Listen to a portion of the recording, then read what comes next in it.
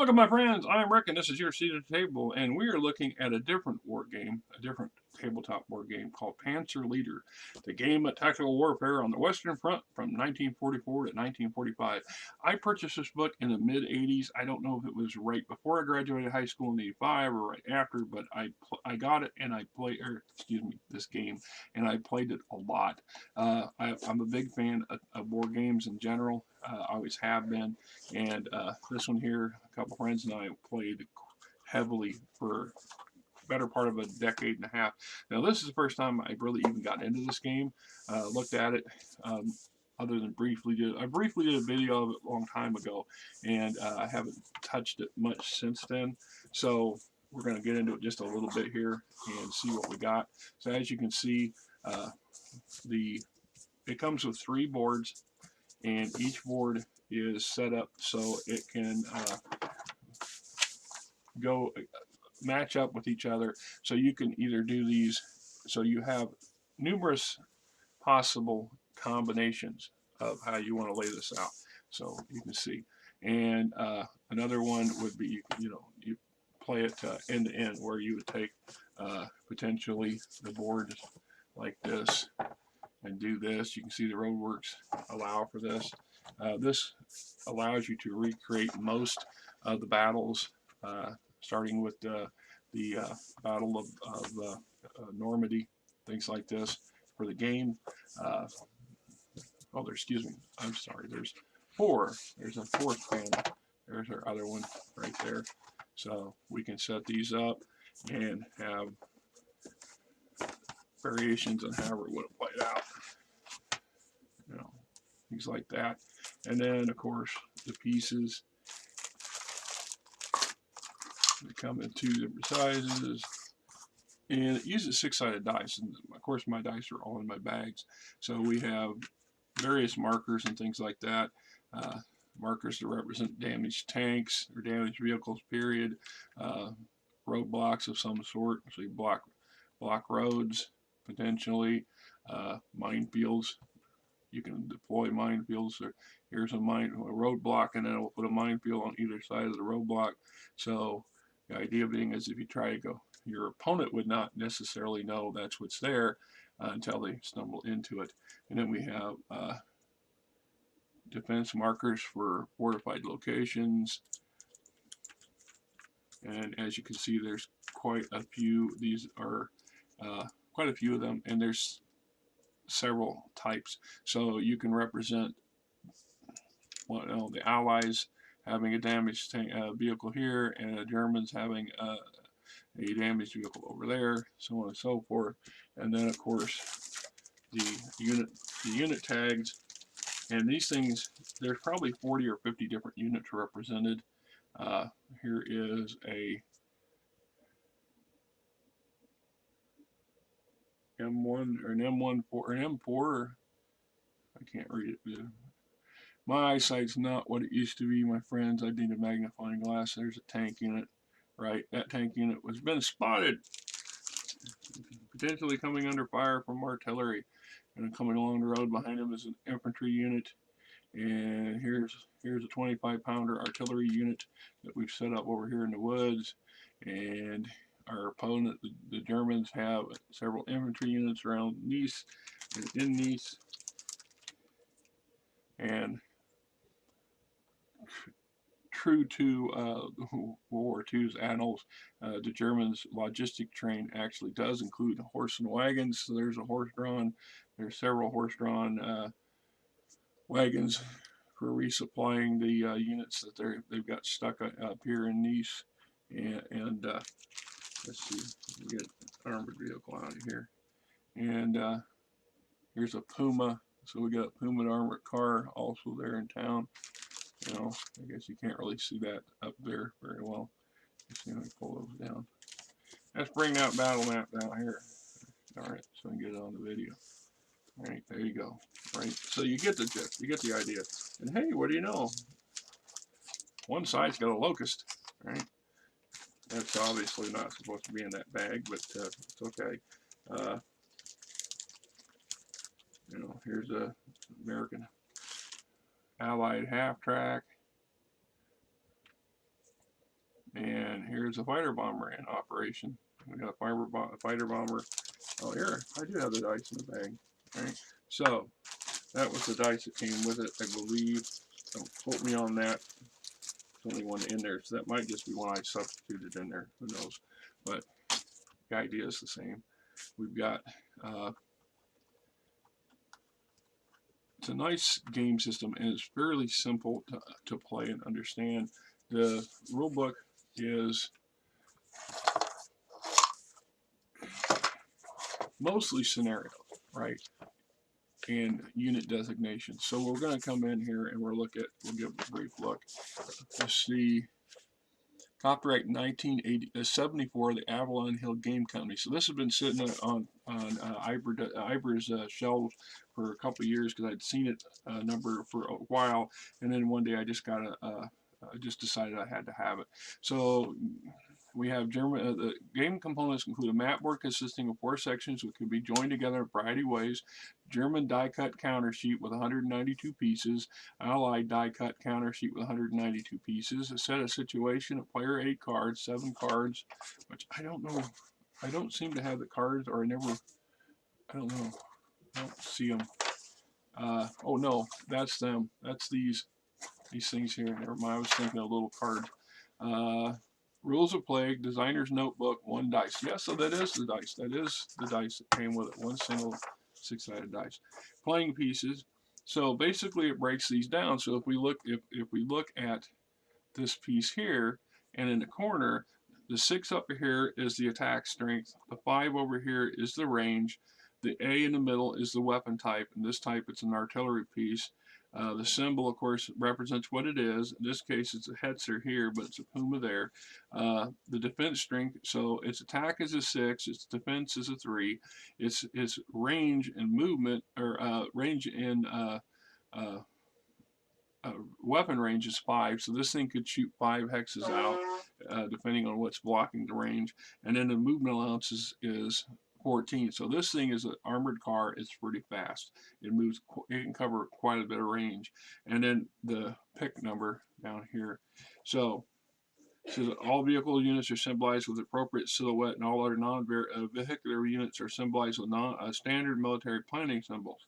So in the case of infantry and certain types of artillery and things, that's what they're talking about. This is a standard infantry marking unit, and this one here is a rifle company. Straight up infantry, and so its movement is 1 hex per turn. It has a potential combat range of 6, attack of 3, and a defense of 8. Movement allowance, the basic maximum number that hexes within a unit can move in 1 turn. Attack strength, etc. It's pretty all self-explanatory. Sequence of turns, allied who goes first. And then it's divided into 4 phases. So the combat phase, the air phase, movement phase, close assault phase.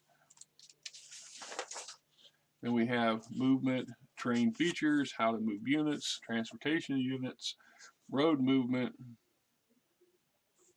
stacking.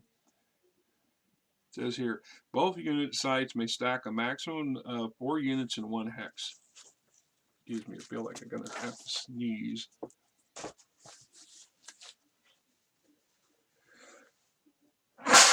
Yeah, excuse me. Okay. When a unit is being transported by another unit, the passenger and carrier are considered 1 unit for stacking purposes. Minefield counters do not count towards stacking limits. Block, fortification, limited and C rules, and reckon counters do count towards stacking limits.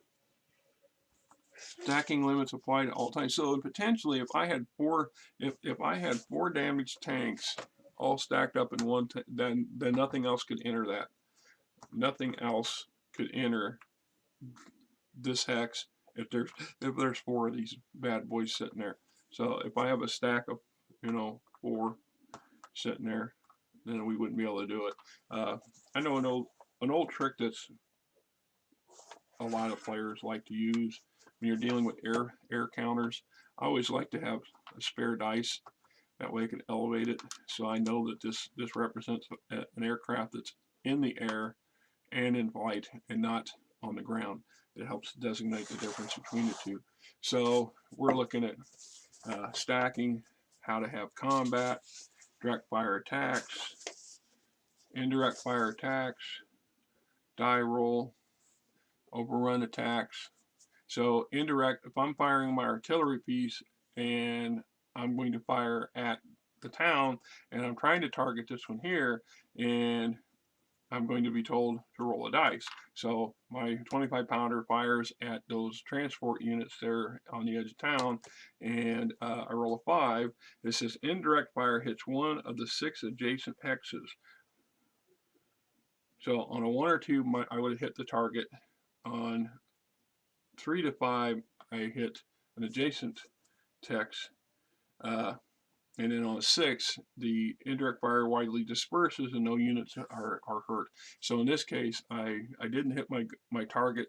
So now I'm going to roll a d6, starting with the 1. Let's bring this down here so you guys can see it. So my artillery fires and it misses, so I roll a 6 starting here. It's 1, 2, 3, 4, 5, 6. And if I'd had an adjacent piece of unit here, instead I aimed at this one and I got lucky and hit this one. So then I would just potentially, if my artillery's damage capacity exceeds the defense capacity of that unit there, which this is a 1, so that's pretty much guaranteed, then I would just do this and eliminate take that counter out altogether. So now we have a damaged vehicle sitting there, some mutilated horses in that case. Close assault tactics, overrun tactics, weapon to target relationship.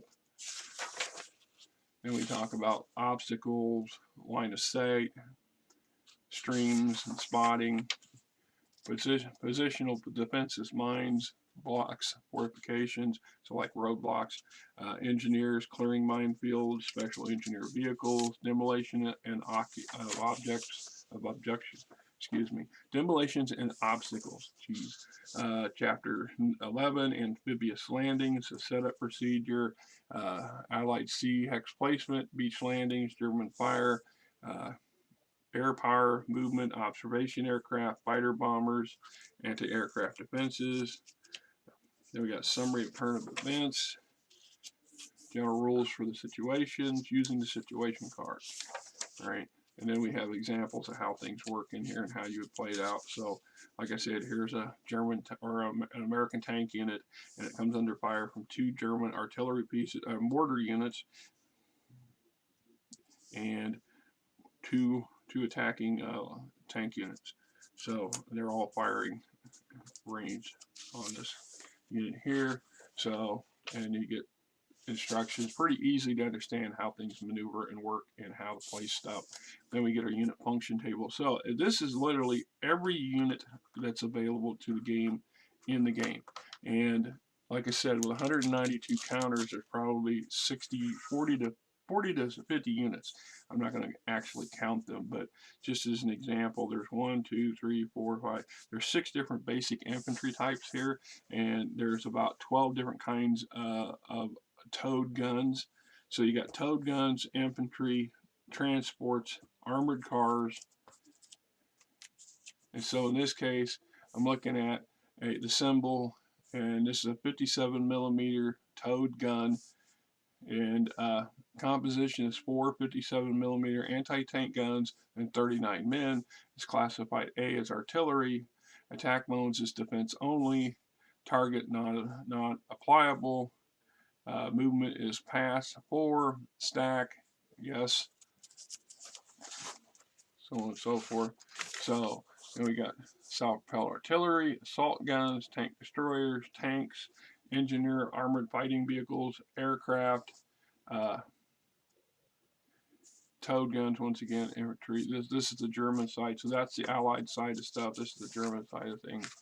And the macro game, sector and boundaries, deploying reserves. Now, that's one of those things that I learned after playing this for a number of years, was that in reality, you could actually play this in several levels. And that's one of the things about Battletech I really like, because not only do you have the individual combat, unit individual combat scenario, but you could use battle force, and battle force at that point then represents, potentially this would represent an entire lance of light mechs or an entire company of light mechs, and you can do the same thing in here with a little bit of effort. So this is an infantry squad, and this is an individual tank, or this is an infantry platoon, and this is a tank platoon, which then would be X amount of tanks, 4 tanks, and it doesn't change the formula. So in the case of damage, in black movement, everything remains the same. It's just in mindset, we're on a bigger scale. So I have an infantry company out here, and I have a tank company over here, and this infantry company has been transported and supported by a motorized or a mechanized infantry unit. So you get the idea, right? You know. So we look at situation. All right, so here's Operation Goodwood. July 18th, 1944, elements of the British 11th and Air and Guards Armored Divisions encounter remnants of the German 1st SS and 21st Panzer Divisions during Operation Goodwood. Shows you how to orient the maps and which one of the 3 to use, and it shows your available forces. So in this case, you have 12 basic infantry, 2 engineer, 3 35 or 25 pounders, 3, that looks like a Patton, an Arnold, and a Churchill, and I can't read that either, and 8 fighter bombers, as well as 14 Bren carriers. And opposing are 15 German infantry units, a slew of artillery units and mortar units, self-propelled artillery there. Looks like a rocket carrier, tank destroyer, another mobile artillery, a number of tanks and tank destroyers, and their version of an APC. And so it sets the setup, special rules, victory conditions. The Allies move first. Here's the turn. So Allies move first, then each turn, blah blah blah. Situation 6. So you get, that's where you see situation cards, right? So there's various Patton's counteroffensive, Remagen Bridge, Bastogne Siege, Turning Point Cells, Operation Garden, Anticlimax. So lots of pre-stuff. You can really set up quick and just have a great afternoon play and not have to bog down a bunch of stuff. Now this is the cheat sheet or the player guide or whatever. So we got the map, situation map. Once again, a description of the vehicles and how they lay out, target elevation tables, weapon effectiveness chart, combat results table, anti-aircraft table, and then Terran effects chart. So it tells us what everything in here represents and what it does and how it affects combat in the game. So, and then like I said, that's, once again, it's a pretty easy, pretty basic system. I played it and I enjoyed playing it for many, many years. I don't know if this particular game system is available anymore, if you can still get it. It's hard to say what's available, what isn't in this now and age. There's a companion game box that goes with the war game that goes. It doesn't necessarily go with it, but it's made by the same people. These are called Bookcase Games, if I remember. Yeah, it says Bookcase Games, Avalon Hill. I know that I had some older friends who were really big into war games back in the day, and they actually had collected miniatures and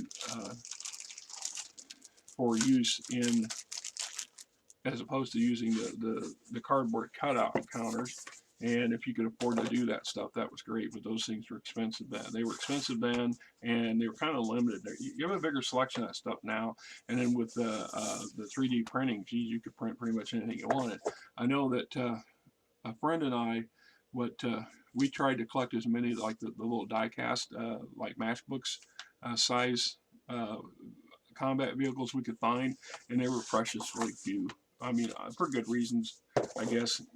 There wasn't a huge market for them or whatever. But anyway, this is one of those game systems I loved playing back in the day, and hope someday to be able to find somebody that's interested in it. As I get older, I'm kind of drifting towards the plans of when I spend my retirement age, such that it is when I'm not working a part-time job to keep the lights on.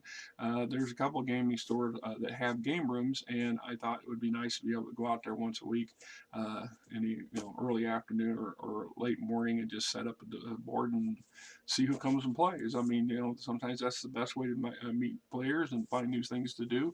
Anyway, that's Panzer Leader, my friends, and this is Rick, and you guys have a great weekend.